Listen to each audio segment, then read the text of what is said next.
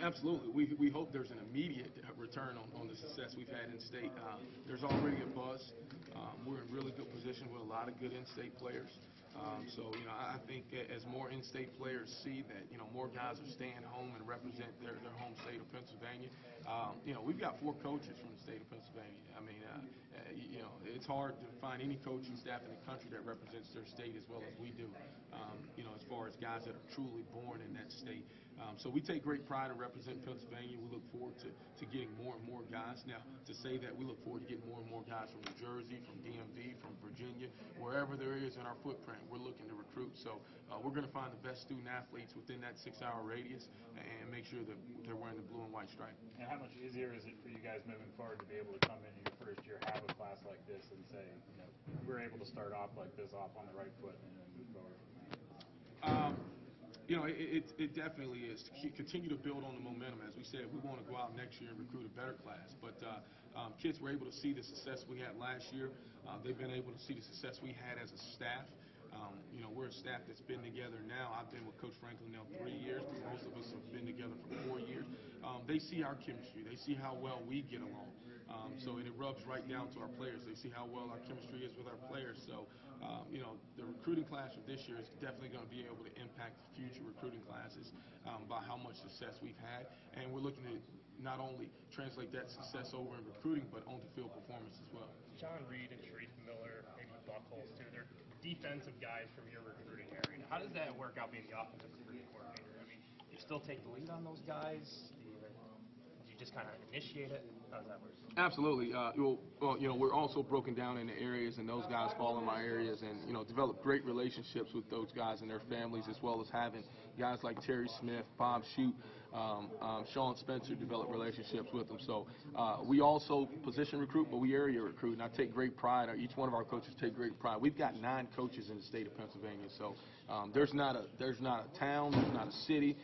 There's not an area in the state that's left unrecruited by our staff, and we take great pride in recruiting this state and developing relationships with all of them. But we're excited. There's 3 great defensive players right there. I wish I had more offensive guys, but I'll take the receivers over in South Jersey. As a receivers coach and a former D-back, how do you see John Reed? How do you evaluate him? Oh, he is a NFL Pro Bowl type player, and what I mean by that is not necessarily from a athletic standpoint. He's a very talented kid athletically, but he is one of the more mature kids there is mentally. I mean, this kid is a ball junkie. I mean, his first question the day after he sent in his letter of intent was, when can he get the playbook?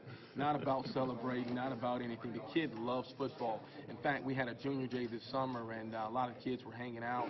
We did a picnic, and John, all he wanted to do was go in and watch film for 3 hours. This guy studies football. So he's a very mature, he's a very respected player. He goes to a respected program where they just retired his jersey, which is unheard of. The guy just finished playing high school football, and at St. Joe's Prep, they just retired his jersey. And there's been a number of talented players that come out of that program. And when you get your jersey retired at a storied program like that, it says something for who you are. So can't say enough great things about him. He's got a great dad and a great uncle. Got to mention them both because they're twins, and you'll get them mixed up. But he's got great support at home, and we're really excited about him. James talked about getting feedback from existing players on the team when it comes to finding a good fit for guys. Did they offer that on their own, or do you have to kind of go and get it? No, they offer it on their own. Our kids, when we bring in kids, we'll bring in all our commitments together. It's amazing the kind of kids we have on this team. Our kids are offering themselves to host recruits.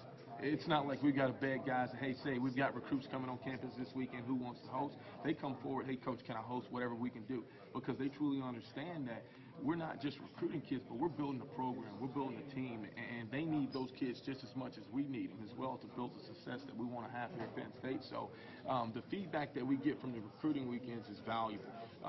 They're able to develop those relationships. However, they also know these kids too, because these kids constantly come up unofficially throughout the year, so they're able to build relationships with them, and they're excited about the incoming freshmen. A lot of these guys already have out in their mindset of who they want to room with, who they want to hang with. So it's a really neat group, and it's fun to watch how they build their chemistry. Do you kind of let them dictate that themselves, who they room with, or do you sort of kind of push guys in a certain direction? We let those guys dictate it. Obviously, if it's two guys from one school, we kind of want them to kind of split up because they've spent 4 years getting to know each other, and we want to make sure that guys from out of region are rooming with guys that are in region. That way, if a kid goes home for Thanksgiving, he's got somewhere to go. So we have a little input with it, but for the most part, we let the kids choose it, and we just okay off on it. Josh, you think it's becoming a necessity to have guys committed a year plus ahead of time to start building that foundation for the next class earlier and earlier? It is. I think you're seeing recruiting changing a bit.